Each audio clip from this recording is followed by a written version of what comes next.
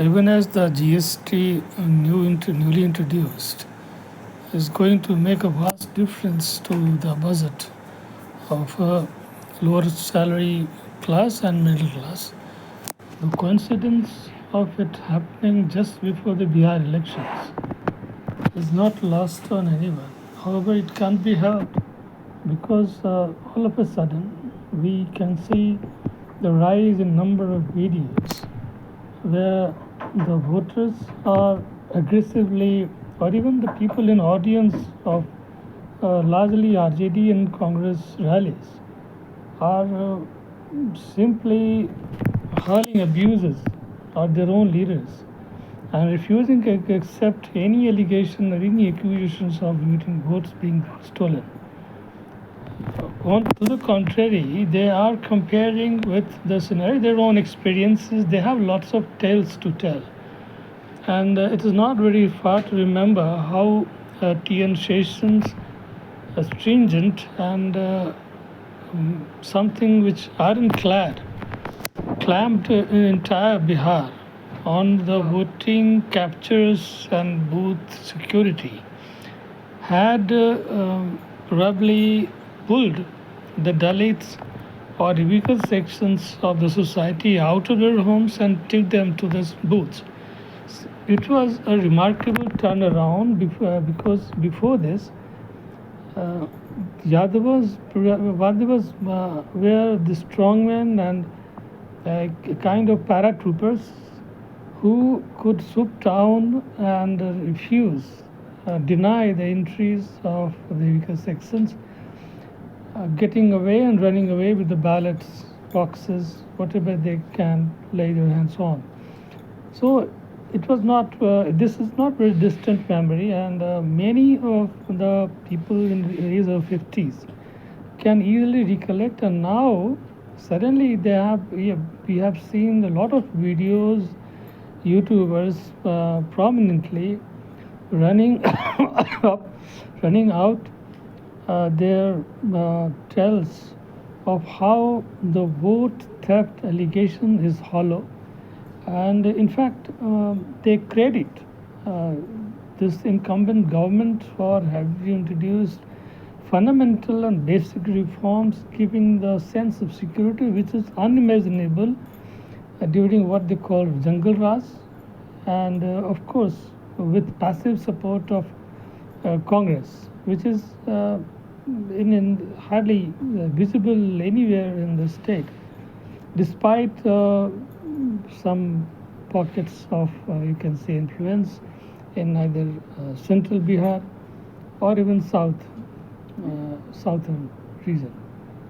So this is remarkable because it both can complement. I do not see any deliberate, any conscious effort, because central government cannot keep waiting for their own reforms. They could not have expected the Trump effect and Trump tariffs to suddenly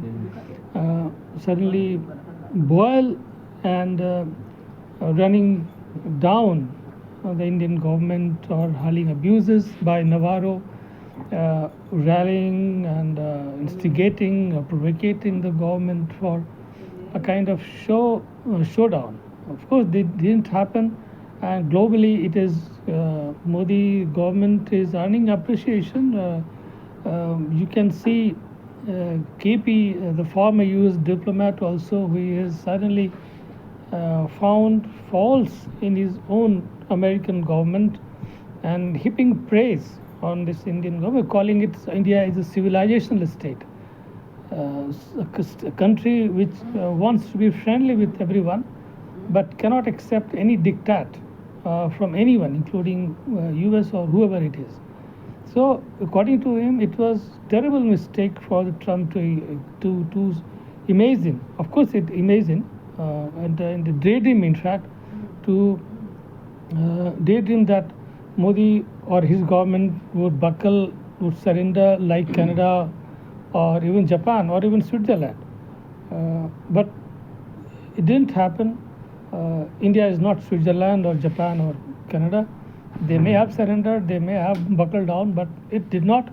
It stood up to him, And now Trump suddenly realized that SCO has effectively changed the world order and put together China, India, and Russia could topple the US down.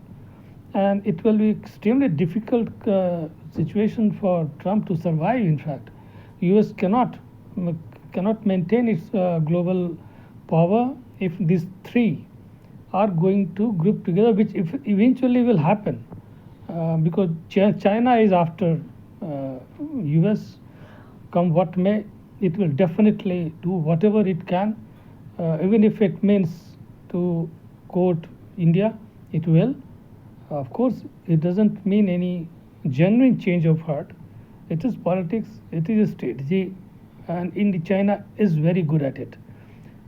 Trump has realized his mistake, because it simply cannot afford to allow India to go back into the arms of China and Russia. Therefore, this softened statement by Trump is something that people are watching.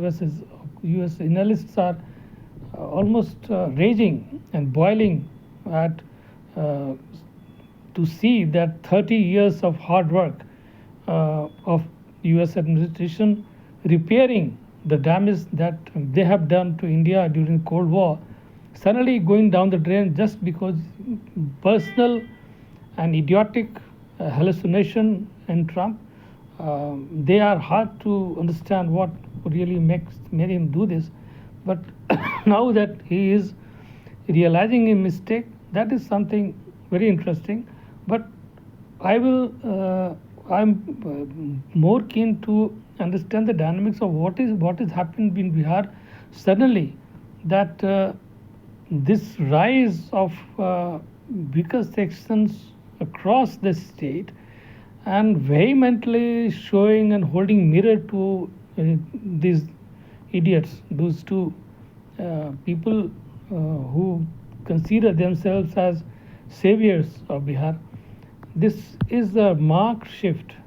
I can see that NDA, if it continues like this, and GST rollout is a very, very big game changer, because it is some last 30 years. Never before have I seen such a huge drop in the prices of commodities, everything, even soap to oil to detergent to slippers to cloths.